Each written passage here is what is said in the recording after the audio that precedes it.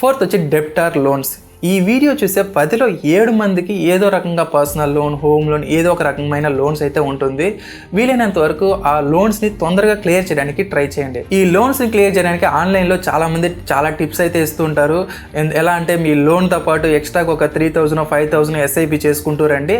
కొన్ని ఇయర్స్ తర్వాత ఆ అమౌంట్ అనేది మీ ఇంట్రెస్ట్ అమౌంట్ కంటే ఎక్కువగా ఉంటుంది, మీ ప్రిన్సిపల్ అమౌంట్ కంటే ఎక్కువగా ఉంటుందని ఇలాంటివంతా చెప్తుంటారు. ఇలాంటి ట్రాప్లోకి అంతా పడకండి. ఎందుకంటే మీరు ఆల్రెడీ ఒక ప్రాబ్లంలో ఉన్నప్పుడు ఎక్స్ట్రాగా రిస్క్ తీసుకోవడం అనేది అంత కరెక్ట్ కాదు. ఎందుకంటే మార్కెట్ అనేది అన్ప్రిడిక్టబుల్, ఎవరు దాన్ని ప్రిడిక్ట్ చేయలేరు. అలాంటిది మీకు ఫిక్స్డ్ రిటర్న్ వస్తుంది అనేది ఎవరైనా అలా ఒక గ్యారంటీ ఇస్తున్నారంటే వాళ్ళు అబద్ధం చెప్తున్నారని మీరు అర్థం చేసుకోండి. దానికి ఆల్టర్నేట్గా మీరు ఏం చేయొచ్చు అంటే మీ లైఫ్ స్టైల్లో ఏమైనా చేంజెస్ చేసి మీ ఎక్స్పెన్సెస్ని ఏమైనా తగ్గించగలుగుతారా అని చూడండి.